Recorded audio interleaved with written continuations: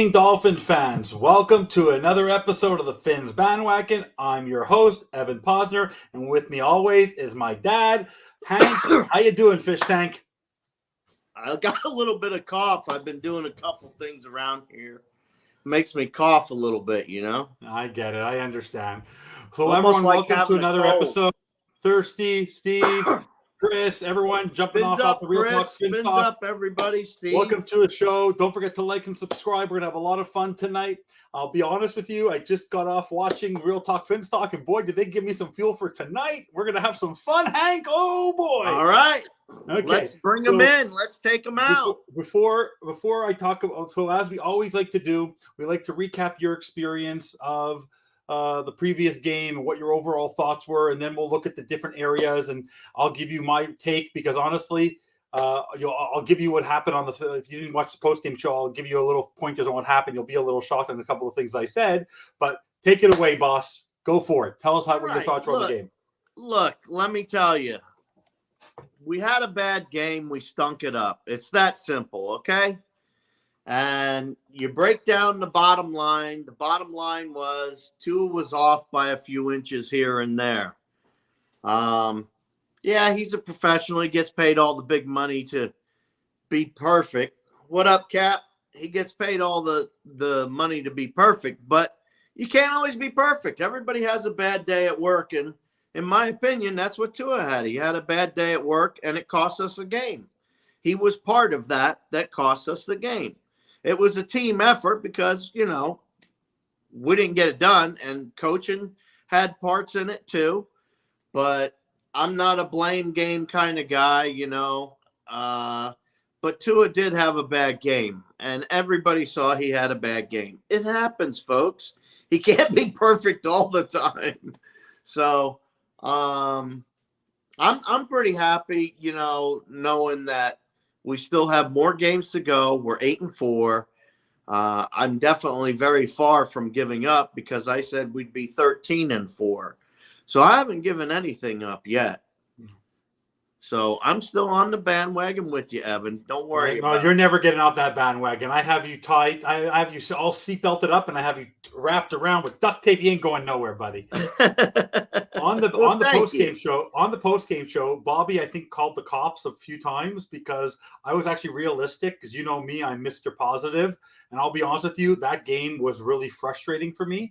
But the one thing that I learned after overthinking it, and that's why you get the 24 to 48 hours to think about what happened. And it was really simple. And I said it on the post-game show.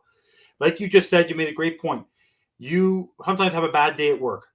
Tua knows that the reason why he's the quarterback of the Miami Dolphins right now is because of Mike McDaniel. He showed up at that game, and I disagree with a lot of people who said he played poorly because he's not a great quarterback. He played poorly in that game because he was holding the ball too tight. It's the same way when you're swinging a baseball bat, you squeeze it too tight, and you're not loose, you're going to strike out. He was so focused on winning this for McDaniel and doing the best that he could that this costed him because the scheming of Mike McDaniel, he had wide receivers wide open, but players were dropping balls. Players were tripping. Yes, some balls were not well thrown, but overall, even when you make bad throws, you find ways to catch those balls. And if a few of those balls would have been caught by the receivers, it would have been a different ball game. So in the end, Tua's allowed to have a bad game. And you want to know what? For me, the big positive out of this is that at the end of the game, unlike another quarterback now who's inactive for the throw-up green Jets, at the end of the game, he put it on himself. He's a professional. And you know what? Tua, like I've always said in previous shows, Tua listens, Hank. He listens to the negativity. And when he was concussed and said everyone said he should retire, he's playing hero ball, he came back, he adjusted his game, and look what he did for 5 games. You want to know what? It's a divisional. We didn't lose an in-division game, in an interconference game, so we lost a football game. It's not the end of the world. We will learn from it. And they're staying in California. They're going to adjust. They're flexed again. And I believe they're just going to be fine. So overall, was it a great game? No. But you want to know what? It's a learning experience, and they'll be better for it later on. What do you think? I think, you know, like you said, it was a bad game. The guy had a bad game, and I only see upside from that. I mean, you have a bad game. You want to come out and prove yourself the next time. You know, they don't sit back. He's not going to sit back and just let this pass over either. He's going to look at tape on himself and see what he wasn't doing right. And he's going to figure it out. That's what good quarterbacks do. Him and McDaniels will go back and figure out what he was doing. Yeah. He threw some in the turf. He threw some just inches over what it should have been. I mean, but normally he just drops those down in the middle of the field. And he didn't do that on that one play, which wound up being costly. But, you know, it was a little bit of give from everybody that made it all happen. You know what I mean? It wasn't just one-sided. And then, like the interceptions, one of them, it flew out. One or two of them flew out of his hand, out of the receiver's hands. So I don't remember what it exactly transpired there, but one or two of them. The one was a fumble where he because he got hit. The other one, Jeff Wilson tripped over himself. But you want to know what? The one thing I'll say is that McDaniel, which I'm always critical of, but I'm going to be he schemed well. It was just a lot of the players didn't make the catches they needed to make. And you want to know what? Tua put it all season's been putting it in places for them to go catch the ball. And sometimes your receiver has to bail you out, same way the defense has to bail you out. And what ended up happening here is that we now learned from this game that the offense has to be cooking because we're an offensive juggernaut. And if the offense is not moving, the defense doesn't feel that support because we know the defense is the weaker link because we're playing with a third and fourth string secondary that's been playing over their head. You want to know what? For me, the one thing I'll take out of this game, and I want to just focus on you, is that Tua still almost had 300 yards. Imagine he makes one or two more throws. People say he can't throw, because the one thing I'll never want to hear again, he can't throw the long ball. Tyreek Hill's touchdown, which no one talked about, how sweet was that throw? Yeah. Like that touchdown was gorgeous. The throw to Sherfield. Yes, that was Sherfield who went for the act, but he put the ball where he needed to. He put it right where it needed to be. So in the end, the team didn't play well as a team because in the end you win a team, you lose as a team. And Tua's allowed to have a bad game because if he has a bad game, other players are supposed to bail you out. So in the end, if he wasn't playing well, then talk to McDaniel about the fact that you weren't using the running game at all. 8 runs? Yeah. You're not going to win a football game with 8 runs. So what are you going to do? You got to run the ball a little bit. I mean, running at all. It was you know, it was a little sloppy on the play calling. But when you're behind and you're trying to come back, you're going to use the juice. That's what they used to do with Marino. Pull out the juice. You know what I mean? Pull it out. Let him throw the ball. And that's what they were trying to do. It just didn't work out. And I want to remind everybody, and this might be blasphemy, Hank, but because Fins up, everybody. Thanks, everyone. Don't forget to like and subscribe. For me, this may be blasphemy, being that I'm a younger one and I'm 40. I saw Marino with my own eyes. Yes, I was younger in the 80s, but in the 90s. I don't recall that many playoff wins. I don't recall any Super Bowls. I remember a lot of games where he threw lots of interceptions, a lot of bad plays. Yes, Tua is young. He's still 23, 24 years old, and I don't want to hear that this was a big game. You want to know what? If he stinks it up in the playoffs or he stinks it up in Buffalo or he does it again this week after having the motivation, then let's have a different conversation. He had a rough game, but so did everybody. No one there had a phenomenal game, besides Tyreek Hill, who as advertised. Evan, the other part I'm glad about is he had his rough game now, not during the playoffs. Exactly. He got what I mean? System. So everybody goes through their game. I've seen Mahomes have his bad games too. Everybody has bad games. You want to know what? So, we're still we still control our own destiny, and we still have a full grasp on the playoffs. We're going to be just if it ended right now, we'd play the Ravens. And the Ravens, I don't think they'll play Lamar Jackson. If I was him, I'd sit the rest of the season. If I was him, he doesn't even have a contract, so I wouldn't even play if I was him. Yeah, no kidding. They couldn't even beat They almost lost to the Broncos. Okay, they almost lost to the pathetic Broncos. But we're talking about the bandwagon. So the one thing about Real Talk Fins Talk, what it always does for me, Hank, and it gives you motivation. So let's talk about Tua quickly.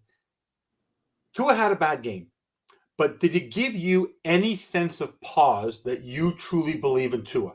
Was the game so bad that you have this now that if Tua does it again next game or he doesn't play as well, are you now critical of him or because because a lot of that's what people talk about. Like people are talking about how because for me, I want to tell you this. Now I want to ask you this straight up, yes or no.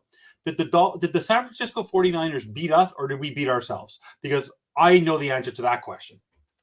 It looks like we beat ourselves a little bit, to be honest with you, a little more than we, it's not like we got whooped up on. I mean, we gave the ball up a couple times and it cost us points, big points.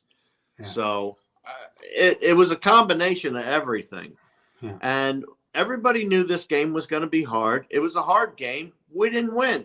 Yeah. That's the bottom line. You know what? We have 2 more hard games coming up. 2 more. Back to back. So it's not like these are going to be pushover wins either. No. So Tua's going to have to come to work, pack his lunch bag, and do his job, just like he normally does. I don't see any issues here whatsoever. I see nothing but positive. You're going to have a pissed off Samoan coming in and throwing. All right. It's that simple. Okay. Yeah. And I want to give you a quick perspective, which I think Bobby was shocked that I said this on the show. At the end of the game, the one thing I don't like about our fan base is that we are harder on this team than the players themselves. The players at the end of the game, they were frustrated. Tua did not look happy. But in the end, he realizes this is a football game. He knows where he made his mistakes. They're hanging out with the other team. We have people at home sitting in their basements, throwing things at the wall. Well, these players are the ones doing all the hard work, and they lost a football game, and they're still smiling because it's a game and it's supposed to be fun. And we weren't going to go 16-0, so we lost a football game. Are we still 8-4? Are we still one of the most lethal combination of offense on this planet? Think about this. We still threw 300 yards, and Tua was awful. Think about this. Tua did not play well, and he scored over 300 yards. Had he made the next couple passes, he would have thrown for 500 yards. And everyone would be ripping the 49ers. So he had a bad game. Big whoop. Overall, give me the positive that you did. Now, what was the positive you saw from Tua? I already told you the positive that I saw. No, of that game. On that game, what did you see that you liked about on that specific game? Yeah, give me a positive out of him? He threw 2 touchdowns. All right, they were nice. He threw some nice touchdowns. I mean, come on. I mean, he got a bunch of yards. So did Tyreek Hill. He got Tyreek Hill his yards that he needed for the week. I mean, you can't sit there and eat sour grapes and sit there and tell me that it tastes like fine wine, all right? And I'm not going to sit here and tell you that. I have a bad taste in my mouth. It's that simple. Yeah. I don't like it. And I think that we're going to turn it around. I'm not worried about what Tua did or didn't do this last game. I'm more looking at what do we have coming up? What's next? Yeah. What is Tua going to do next? How is he going to perform in this Chargers game? Because he needs to light up some points because Herbert's gonna put points on the board. But Herbert, one interesting, but we'll get to that game in a little bit, but there's a couple of elements of their team. They're a very flawed team, and I'll explain to you why after the team we're going to be facing. All right. Overall, I just want to make a point to everybody because I'm the hardest critic. I made a prediction here 2 weeks ago and I'm so far 2 for 2. Jason Sanders will be perfect in everything that he's done. And he's been perfect in every single kick for 2 consecutive games. So everyone, you should be thanking me for getting Jason Sanders back on the right track. I take credit for that one. So let's turn this around and move to something nice. Okay, let's something nice.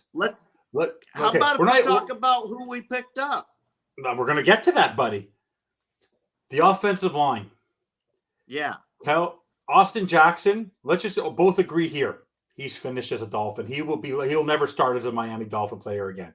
He is inconsistent. He's a turnstile. You give him a chance, whatever. Him and Igbo, they're bust. Let's move on. Let's find more positive players. Eric Fisher, former number 1 pick, had a choice to sit out and look for a winner.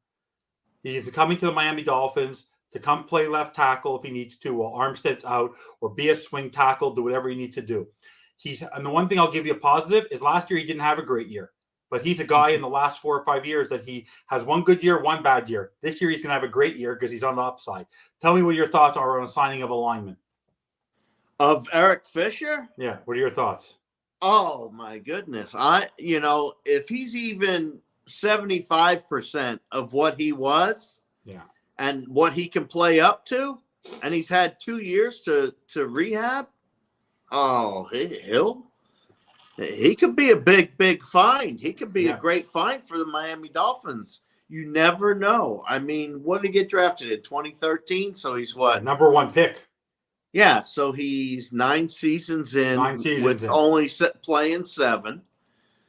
So I don't know. You know, linemen go for years. So and he played with Tyreek. Tyreek has a good knows him well. Yeah, he'll amalgamate himself well. I'd love to see what he can do. I mean, it's not like you have many other choices right now. No. And to pick him up so late like that really shocked me that they got him so late and he wanted to go with the Dolphins. Yeah. Because like you said, he said he had wanted to go with a winning team. Exactly. And you want, for me, if I'm them, you start him, if he's ready, you start him on Sunday and you get Armstead fully 100% for Buffalo. Give him 1 more week off to rehab and get him ready for Buffalo. And then you have Eric Fisher and you put him in when you need him, whether it's left tackle or right tackle, whenever Armstead or Shell need a break. You do what you need to do. But I think it's a great pickup, and that's why I'm confident in Chris Greer, because you want to know what?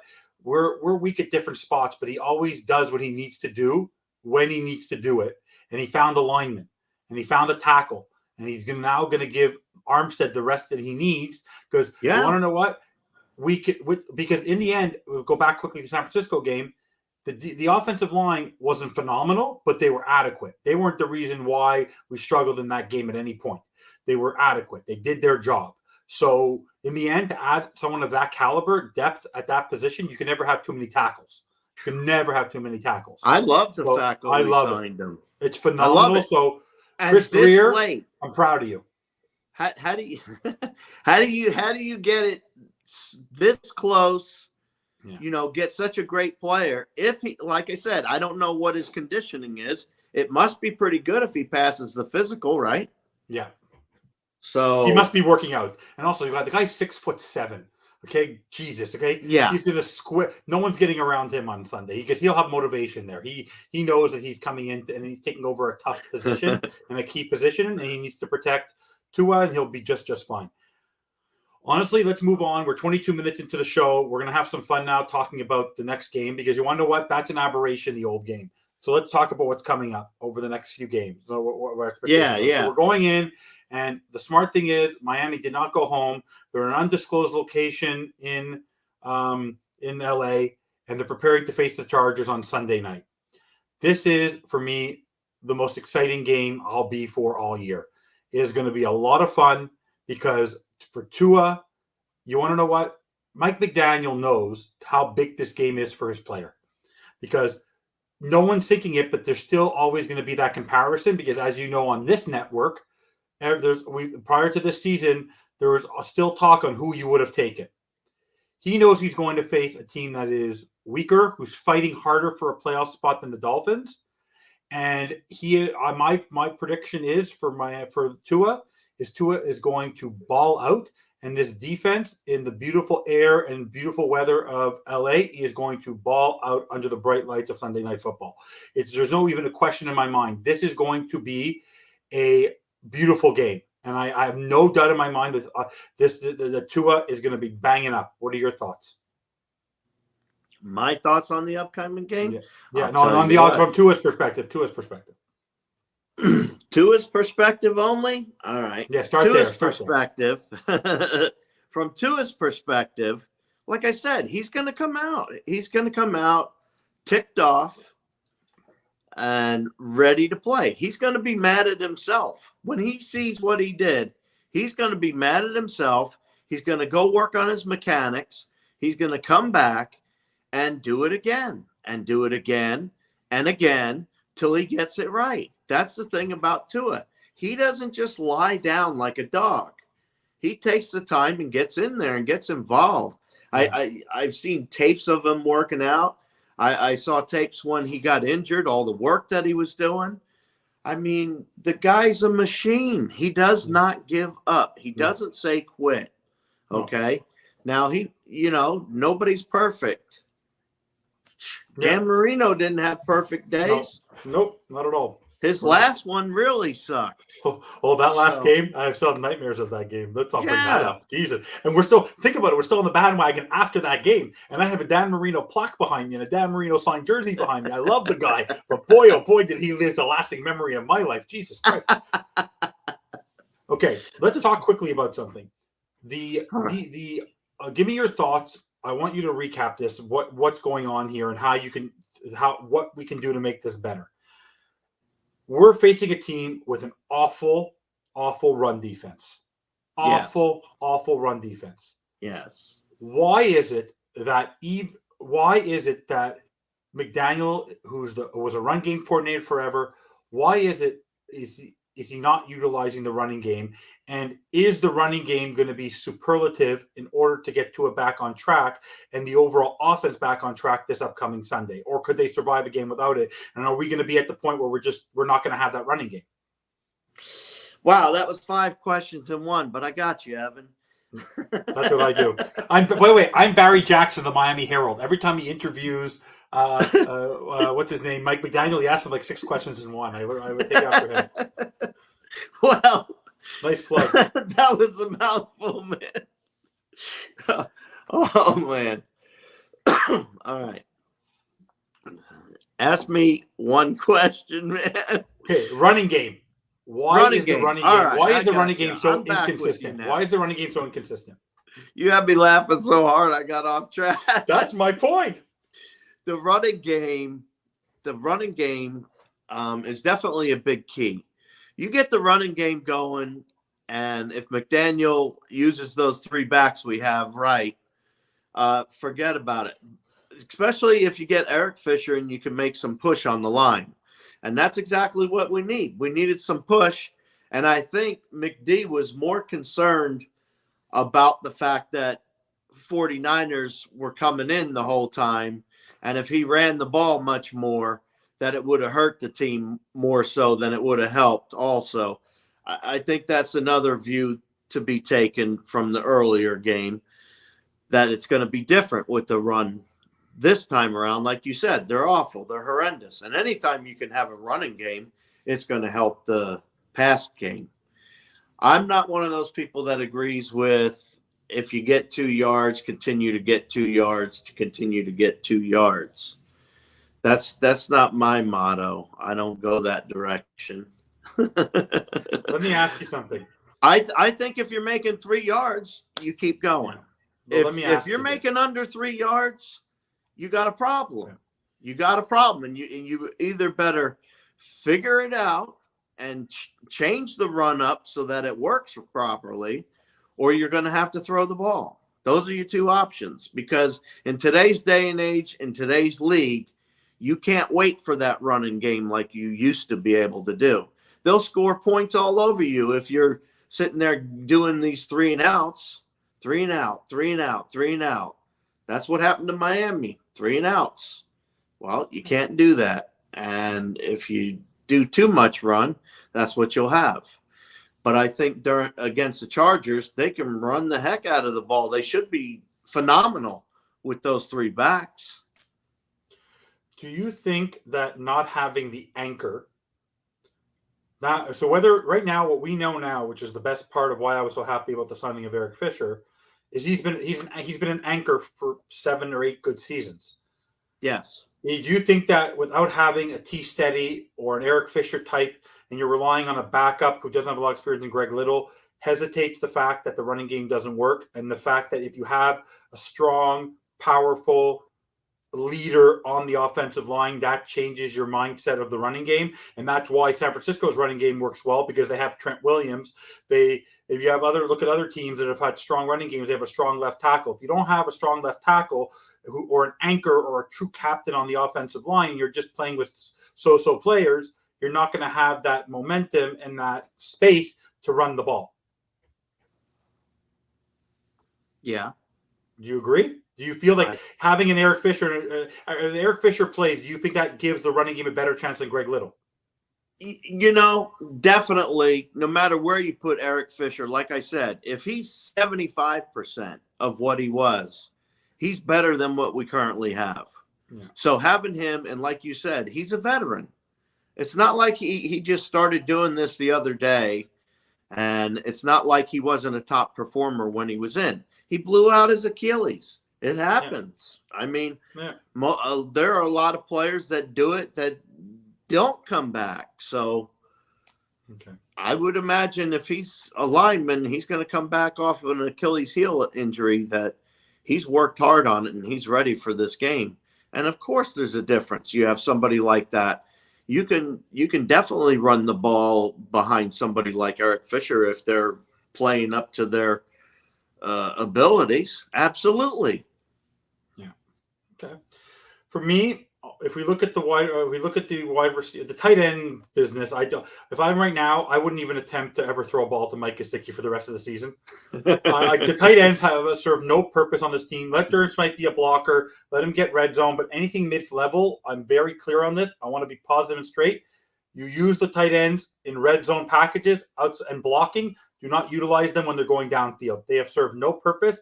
Wash that from everyone's mind. There's no reason to use tight ends on this team. They're not made for this.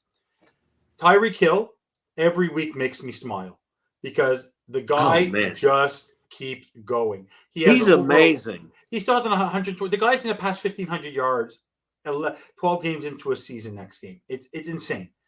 Honestly, and he's played with what people say are inconsistent quarterbacks at times. And last game, Tua wasn't so great. He still got 150 yards catching. Pretty amazing, for a guy? So you want to know what? Anytime you have Tyreek Hill on the field, great. The only thing that was lacking a little bit is Waddle was a little bit hurt. Waddle was dropping balls. And you want to know what? When both aren't going, that's sometimes when we struggle. If we have a yin and yang of those two, it's going to make the best business. Oh, Ralphie boy, when are you coming on the bandwagon? I want you live on my show next week, Ralphie boy. What you're saying. Yeah. Run the ball, no matter what. Run the ball. Oh my God! So mad at Tua. I was have to agree to disagree on that one, bro. Whoa. Ralphie, only Harrison's a Jets fan. Not you. Only Harrison's a Jets fan. If we was back in the 80s, maybe, but yeah. Oh God. It isn't all run the ball anymore. Ralphie, only the Melendez children are Jets fans because one of your sons loves Joe Douglas. Careful, Posner. So, Hank, I think this offense, I'm not going to tell you the score until later, is going to put over 40 on this San Diego Chargers. I love it. I'm still going to call them the San Diego Chargers. I'll never call them the LA Chargers. By the way, you know how beautiful it's going to be to play in SoFi Stadium? You know how gorgeous that stadium is? We're going to have so much fun in that stadium. Because also, there's no elements. It's indoors. It's going to be beautiful. It's going to be fantastic. Tua's going to have playing in a dome, no elements. It's going to be beautiful. He's going to be tattooing the ball everywhere. We haven't talked about the defense yet. So let's talk about the defense. I'm about to go on a positive spin. At the beginning of the year, actually, before I give my positive spin, right now, what are your overall thoughts? Because I want to take the lead. What are your overall thoughts on different elements of the defense? Go through different elements, but right now, as they stand heading into this game, where are your positives on the defense and where are areas where you think really need to be improved upon? Well, based on what you saw. I don't think I've seen X playing up to my expectations so far. Not what I thought he would be. How's that? But I know he can turn it around. I see him getting beat on plays that I'm sitting there sometimes scratching my head. Why did he get beat on? How did he get beat on that? Last year or the year before, he wouldn't have gotten beat on it. So I'm starting to have questions at cornerback because people are blowing us up. Yeah. So that's a question. And if you can't stop the run, you're going to continue to have issues, nothing but issues. And if you definitely don't get after a running quarterback, Patrick Mahomes, Allen, et cetera, et cetera. Mm-hmm. There's a bunch of them now. Hurts. You're going to really stink up the joint. But Ingram has turned it up another notch. When we put Ingram in there, it's changed the dynamic of how the line's going after the quarterback. They didn't do a great job. Nobody did a great job this past game, so I'm not going by this past game. Wilkins. Come on, Wilkins. Wilkins had 12 tackles. The guy was phenomenal. Wilkins is more than phenomenal. He's a masterpiece, you know. Did you see him? He knows what he's doing out there. Did you see him tattoo the guy running 8 yards down the field and out of bounds? Like he sat on the guy. It was the best part of the game. He pancaked him. Bam! It was phenomenal. Pay that man now. It's like he was having flapjacks. No, you know what he reminds me of? He reminds me of a guy who will literally never stop playing. That's why I have this joke with people, Hank, and you'll appreciate this because you love to party. He's one player I would be afraid to party with because I'm afraid he would squish me.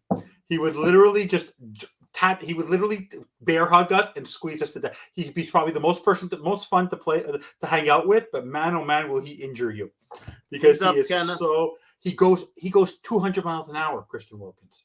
But no, for me, we're talking about the secondary. I agree with Newfoundland.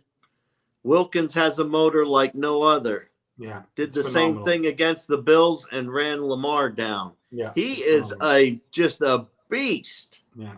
I love the fact that he's on our team. Let me tell you. We're never they're going to hate to go up against that guy. Lock that guy up. Him and Sealer.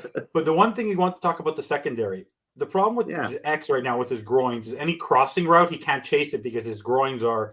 The only thing that actually frustrated me in the San Francisco game about X is that on a 4th down, he's intercepting the ball. Just knock the ball down. Like, what are you wasting 30 yards? But I guess he was so excited he needed his first interception of the year. That's what he was looking for. But also, you have to remember, the one thing I got to give people have to remember about the secondary, Hank, is we're playing with third stringers. We're playing with undrafted free agents. We're playing with players who are not supposed to be playing there. Eric Rowe is supposed to cover tight ends. On that 4th and 1 play, if you remember with Brock Purdy, where he had the second effort, Zach Sealer almost had a hand on him. Rowe's supposed to be jumping forward. If that was Brandon Jones there, there's no way they would have made that play. It's the fact that Boyer's playing in the secondary with only 2 superstar starters in Holland and X, and one of them is hobbled. If Byron Jones was in there, we wouldn't be having this conversation. The fact that they're playing with what they have, I think they're doing the best they can. What are your thoughts on the linebackers? We're talking about the defensive line, but the linebackers for me continue to frustrate the heck out of me. Yeah, I'm in the same boat with you on that. They're frustrating. And yeah, you're right, T-Bone Steak. The Tua's going to cash in some receipts when he plays the Chargers. Yeah.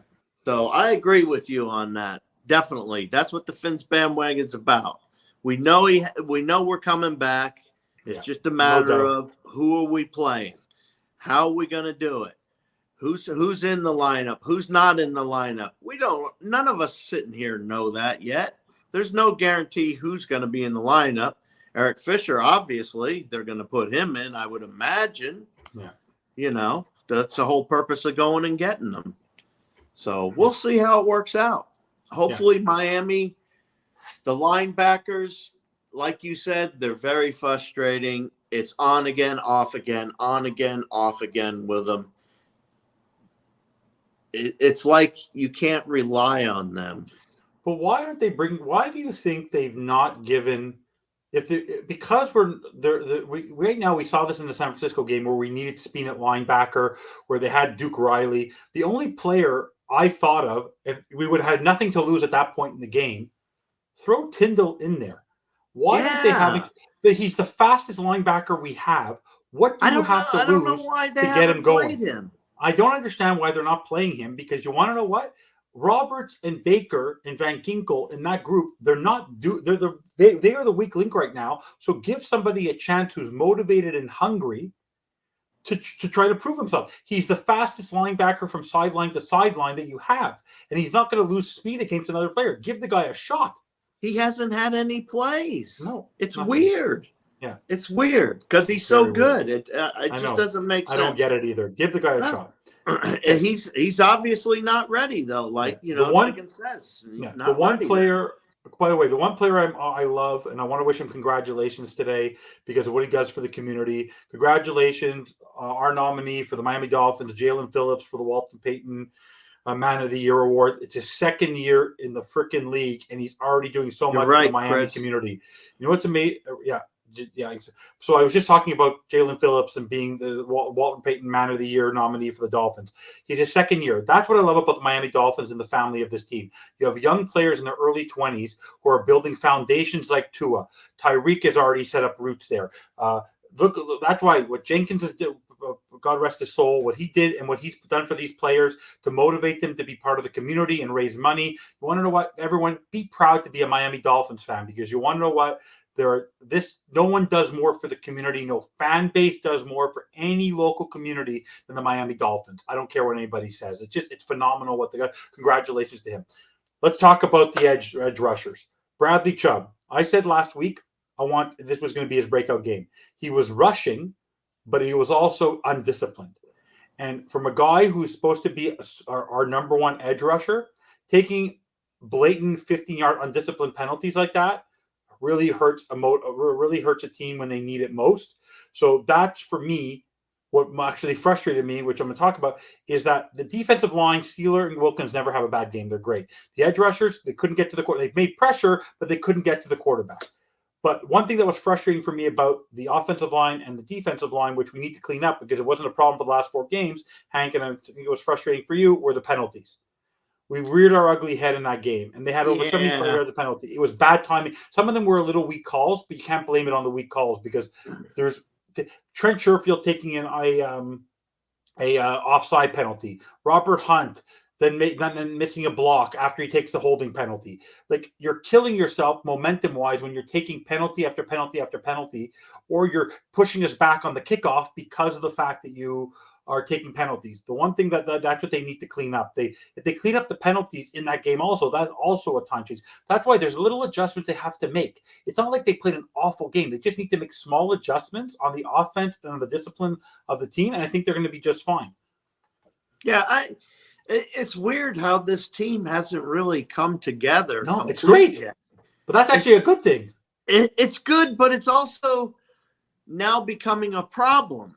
They need to become a complete team. Enough is enough. You're in the important part. We're in December. You have got to become a complete team now before it's too late. And if Miami comes in and they play all 4 quarters, offense, defense, and special teams, they're gonna blow people up. But they haven't been doing it yet. I don't know what's going on. It's weird. Yeah, it's really weird. I've never seen a team transition through and not transition either worse or better. They just stay right there. You know what it is? I think I know what it is. This is off or that's off or, I think I know what it is. What it really is the fact that at the beginning of the year, they won 3 in a row. Okay? Yeah. Tua was there. Then Tua wasn't there. They lost 3 in a row. And they had the excuse that it was Tua not being there and having the game plan around Tua. Then they get in Bridgewater, then they had to put in Skylar Thompson. There was a lack of inconsistency. Then Tua comes back. They win 5 in a row. So the famous line, "It ain't broke, don't fix it." Now that they're in a place now where they're in this gauntlet on the road. Yeah. And the fact that they lost a game like this that they could have won.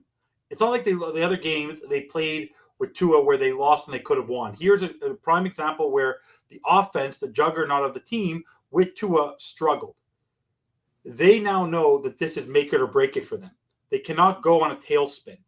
So this is when they're actually going to put it into high gear, because if they don't put it into high gear now, they're never going to get into high gear. There's no more motivating factor than going in and showing up Herbert and going into Buffalo and beating the Bills. If there's no more motivation to shut everybody up and to mic drop it, it's right now. And think about this. I would take 8 wins for a team like this than an 18-win team going on all cylinders. Because on all cylinders, when are they going to falter?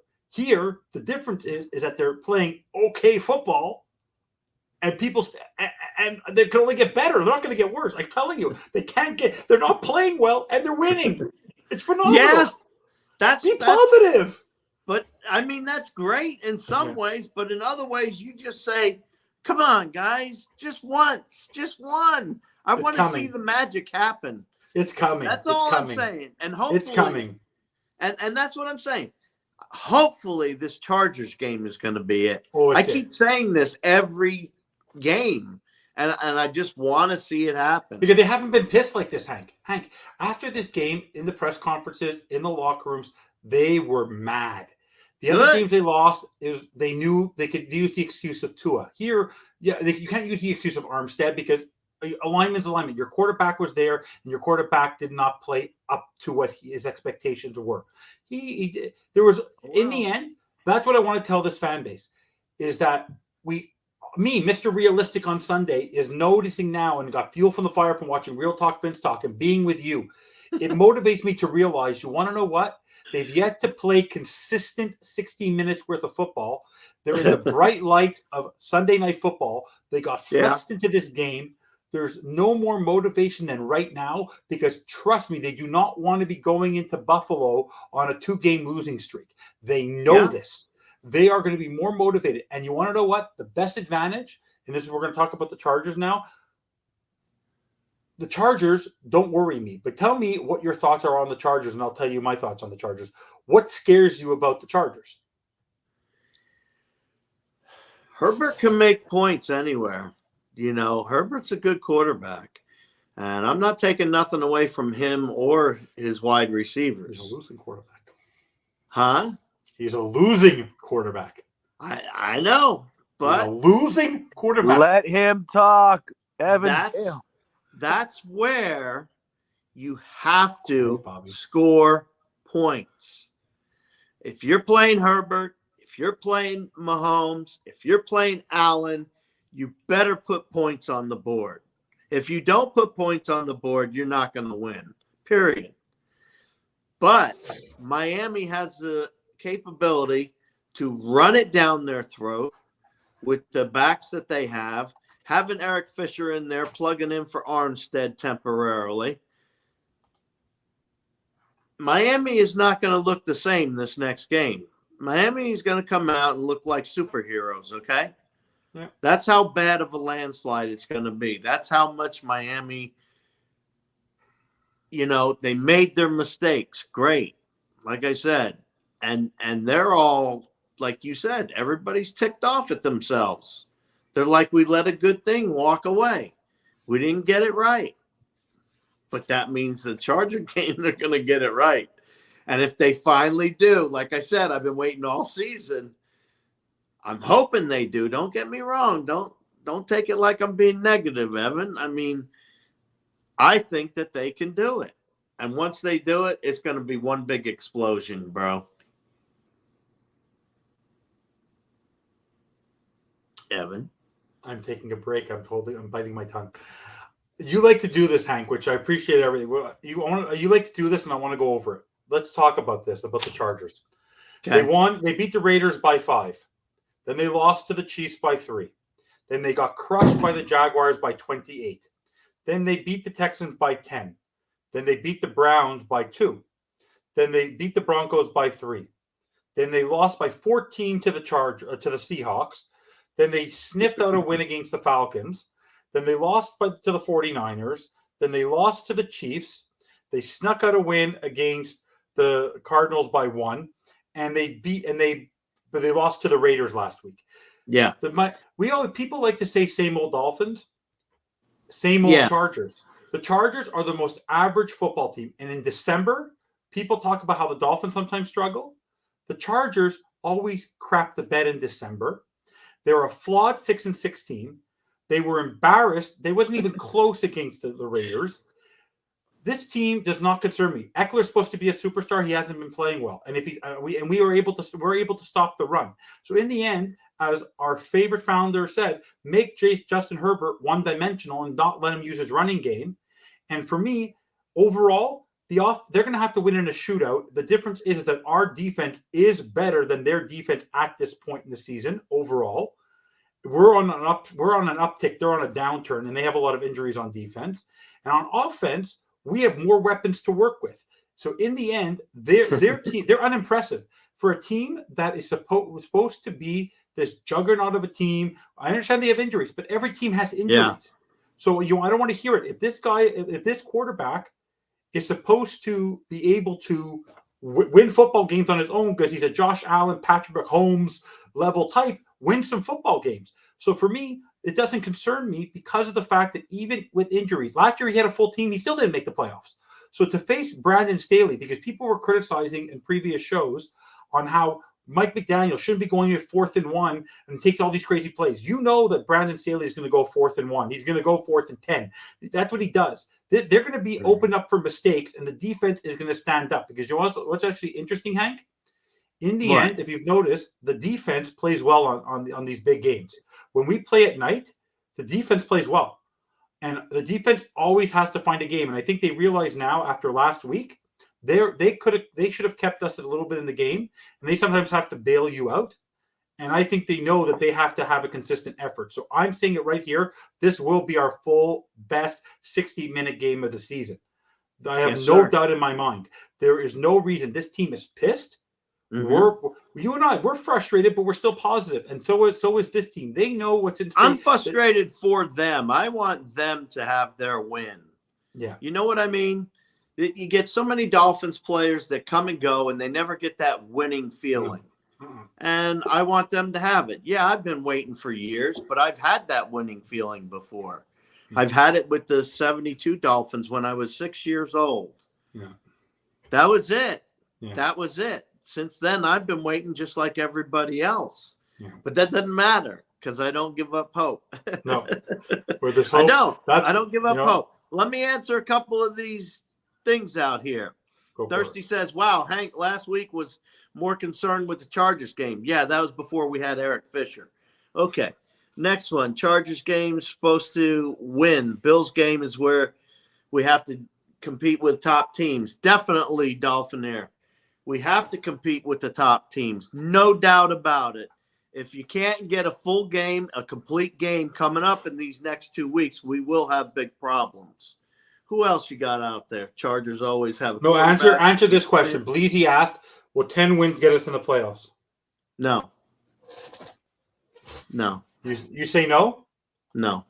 Okay, name me, because we're going to get 12 wins. I'm not worried about that.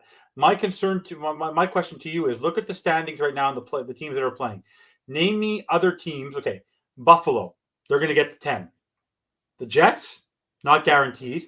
The Patriots, no, maybe. The way they're playing with Mike White, I'm not that so concerned. He's not going to get you all the way to 10 wins. New England Patriots, not a chance. The Ravens, without Lamar Jackson, there's no guarantee. They almost couldn't beat the Bengals. The Broncos. The Bengals will get there.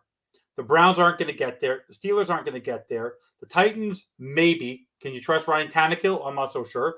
The Colts aren't going to get there. The Jaguars aren't going to get there. The Texans aren't going to get there. The Chiefs are going to get there. So let's think about it. If we have 10 wins, the only teams that are going to be better than us right now are the Chiefs, the Titans, the Ravens, the Bengals, the Bills, the Jets, and us. No one's catching us. If we get to 10 wins the way the rest of the league is playing, we're going to make the playoffs. I just did the math. We need 10 wins or more, we're making the playoff because no other team is going to win enough games to surpass us. So to answer Police's question, just by looking at the math, the Dolphins have put themselves in a very, very good position. They need to win 3 of the next 5. And it depends on if they sit there and lose games to the Bills, the Jets, and the Patriots that we have coming up. Then Miami won't do it. But we're not going to lose. I know 2 wins for sure because 2 wins, Fish Tank's going to be at the game. Any given Sunday, bro. Basic. By the way, when Tua has been on the field and Fish Tank has been in Hard Rock, yes, we're undefeated. Yes. So as long as you're there and Tua's there, those are your 2 wins. Those are your 10 wins. We're guaranteed a playoff spot. You see how that easy that was? You're right. We have 2 more home games, and I'll be at the Christmas one with the Green Bay Packers, and I'll also be at the last game of the season, which the regular season we're talking about. Yeah. The last game of the regular season with the Jets. Yeah. I love going down to Miami Gardens. It's fun. Guys, I really hope you've enjoyed the show. Before we head out, I'll do some housekeeping towards the end of the show. So, Mr. Producer, get all those simple things ready for me for graphics. But overall, I want to talk about, because I won't be on another show, I'll just be trolling the rest of the week. This game is going to be a lot of fun. Sunday night, it lets us all enjoy our weekend. We're going to have our popcorn ready. And this game, I'm telling you right now, we are going to score 45 points. And I'm going to pull a fish tank. It's going to be a shootout, but a shootout for the Dolphins. We are going to win by anywhere between 18 to 21 points.